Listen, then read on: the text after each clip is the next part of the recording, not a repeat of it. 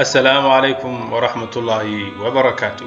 maanta waa xalqadii tobnaad ee taxanaheena maqoolka ama tatarka waana xalqadii u dambeysay ee taxanaheena. xalqadan waxa aynu ku soo qaadanaynaa isweydiin muhiim ah oo inta badan la moogan yahay ama aan la isweydiinin. isweydiintaasina waxay tahay ciidanka tatarka ee Caynu Jaaluud lagu jebiyay tiradiisu way yaray. Holaako oo ciidanka intiisii badnayd ka haystay ciidan kale oo badanna haysta maxay tahay sababta uu dagaal rogaal celinaha ugu soo qaadi waayay Qudus iyo mamaaligtii xagee ayuu ka dhacay ciidankii awoodda badnaa ee tatarku maxaynu u maqli weynay weerar dambe oo lagu soo qaaday Masar si aynu isweydiinta uga jawaabno aynu in yar dib ugu noqonno noloshii Genghis Khan gaar ahaan markii uu dhimanayay. Genghis Khan markii uu yaqiinsaday in xanuunka haya aanu ka kacaynin waxa uu boqortooyadiisii u kala qaybiyay afartiisii wiil. George waxa uu qayb u helay dhulka Ruushka, Ukraine ilaa iyo Poland. waxaana uu Genghis Khan tafiirta wiilkiisa u bixiyay qabiilka dahabiga ahaa waayo taandhooyinka ay taagan jireen ayaa dahabi ahaa. balse George waxa uu dhintay aabihii Genghis Khan oo nool. sidaa awgeed waxa uu Genghis Khan ku wareejiyay wiilkiisii Bato oo dhaxlay aabihii.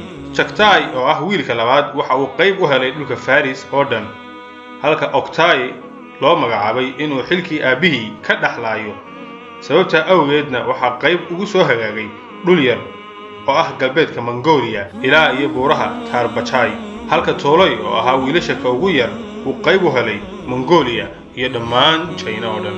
Bato oo ah boqorka boqortooyada waqooyiga ee ka talisa Ruushka iyo hogaamiyaha qabiilka dahabiga ahi waxa la dhashay 6 wiil oo ka mid yahay Barakat Khan. Barakat Khan waxa uu koray sida wiilashii faciisa ahaa ee reerka boqortooyadu u kori jireen. balse markii uu hana qaaday waxa uu dareemay in diinta tulkiisu aanay tacsanayn. isaga oo shakiga qaba ayuu la kulmay caalimkii muslimka ahaa ee Najmuddin Mukhtar Az-Zahidi oo ahaa caalim ka mid ah culimadii waaweyneed ee Khwarizm. waxa uu kula kulmay magaalada Saroychok ee ka tirsan galbeedka Kazakhstan. markaas ayuu caalimku u faahfaahiyay ninka boqortooyada ka soo jeeda diinta islaamka iyo wanaageeda. shaki uu ka qabay diintiisa iyo inaanay sax ahayn awgeed hore ayuu ka islaamay Barakat Khan. waxa uu diinta gaarsiiyay walaaladii oo uu ku fidiyay.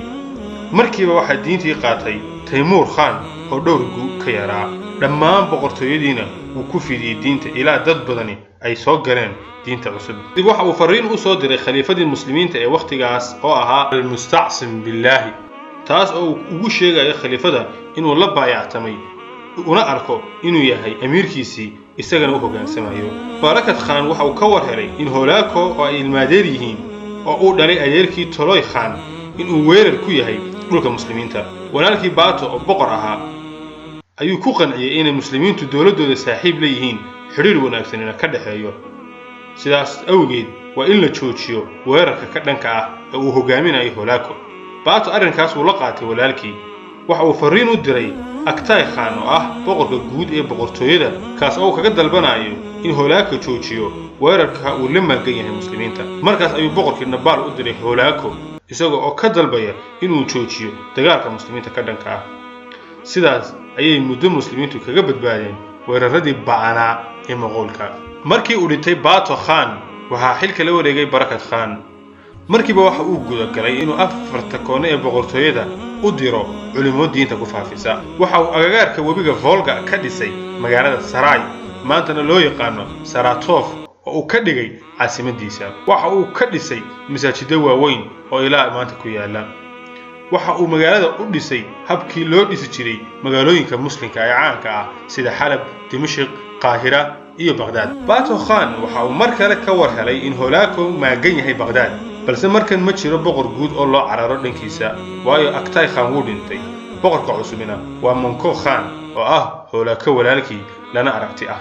awood uma lahayn Barakat Khan inuu la dagaalamo Holaako sababo badan oo jiray awgeed. sababahaas waxa ka mid ahaa in uu hoos tagayay isagu laftarkiisu boqorka guud ee boqortooyada ee Menko Khan kaas oo dagaalka isaguba qurinaya. sidoo kale ciidanka uu watay oo dhawaan soo islaamay awgeed oo aan aqbalaynin inay la dagaalamaan tolkood ay u awoodi waayay inuu dagaal ilaamiyo. sidaa awgeed waxa uu gudagalay inuu siyaabo kale ula dagaalamo Holaako. waxa uu xumaan iyo dhib dhex dhigay Holaako iyo ciidamada ka soo jeeda qabiilka dahabiga ah ee la socday isaga. sidaa awgeed howlaaka waxaa ka fadhiday ciidan fara badan oo ka soo jeeda qabiilka dahabiga ah markii loo sheegay lana gaadhsiiyey war been ah oo sheegaya in howlaako damacsan yahay inuu waxyeeleeyo. sidoo kale waxa uu xiriir hoose la sameeyey qudus iyo bibaris ka hor dagaalkii caynu jaaluud, waxaana uu ku caawiyey taba fara badan iyo hub wixii karaankiisa ahaa. arrinkaa waxaa ka war helay howlaako, markaas ayuu ciil iyo cadho isla cunay. waxa uu go'aan ku gaadhay inuu barakat khan ku weeraro baradiisa, waana taa sababta keentay inuu howlaako soo weerari waayo muslimiinta dagaalkii caynu jaaluud kadib iyo inuu ka mashquulo. waxa uu howlaako weerar ku qaaday barakat khan isagoo uu ku weeraraya dhulkiisa. barakat khan waxa uu ka soo baxay magaaladiisa isagoo ciidan aad u fara badan wata. waxay isku fara saareen dhulka loo yaqaano balqaan oo uu ku dhex maray dagaal aad u qaraadh oo faraha laga gubtay. dagaalkaas waxaa lagu gumaaday ciidankii howlaako. markii ciidankii howlaako ay jabeen, waxa ay firdhadkii isku shubeen webi ka dambeeyey oo qabow dartii fadhiistay oo baraf noqday. markii fardihii iyo ciidankii dul marayay webiga ay bateen, ayuu barafkii jabay oo milmay. markaas ayay ku qarqoomeen ciidanka intiisii badnayd. waxaa ka baxay in yar oo farqutiris ah. howlaako ciil iyo cadho isugu tegay awgii ayuu dhiigar ku dhacay. waxa uu u ciil cunay ninka barakat khan ee dhibta joogtada ah ku haya. kadib waxa uu ciidan badan oo uu hogaaminayay wiilkiisu u soo diray barakat khan, balse ciidankaasna waxaa loo jebiyey si aad u foolxun. naxdintii iyo shooggii ku dhacay awgeed ayuu u dhintay howlaako. halkaas ayuu barakat khan ugu aaray muslimiintii uu dhegta dhiigga u daray howlaako. dirirta iyo difaaca muslimiinta ayuu ku jiray barakat khan ilaa uu ka geeriyooday 1266. tafiirtiisii waxa ay maamulayeen ruushka iyo Ukraine ilaa iyo Poland iyo Hungary muddo ka badan 300 oo sanadood. maanta ruushka waxaa ka jira ismaamul gaar ah oo muslim ah oo lagu magacaabo Tatarstan. waa tafiirtii qabiilka dahabiga ahaa. sidoo kale gobolka Crimea ee ruushku awoodda kaga xoogay Ukraine waxa ku nool muslimiin Tatar ah oo minority ama aqaliyad ah oo ka mid ah qabiilka dahabiga ahaa. dawladdii mamaaligtu markii ay ku gacan sarreysay dagaalka caynu jaaluud, hore ayay u sii waday. waxa ay dagaal ku qaaday ciidankii Tatarka ahaa ee joogay Sham sida Dimashq, Halab iyo Hims. intabana way kala wareegtay. waxa xilka la wareegay al-Zahir Ruknuddin Bibaris al-Baghdadi oo sultaan noqday, kaas oo ka talinayay Sham, Masar ilaa iyo dhulka Xijaaz oo dhammaystiran. waqtigiisii waxa ay gaadhay dawladda mamaaligtu heerkeedii u sarreysay. waxa ay noqotay dawladda muslimiintu ay ku soo ururaan.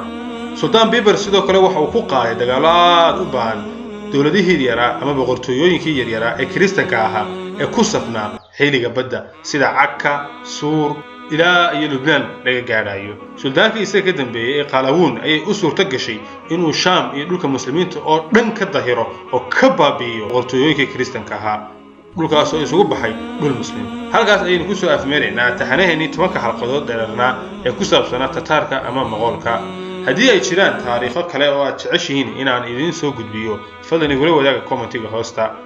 waana mahadsantihiin. wassalaamu calaykum waraxmatullaahi wabarakaatuh.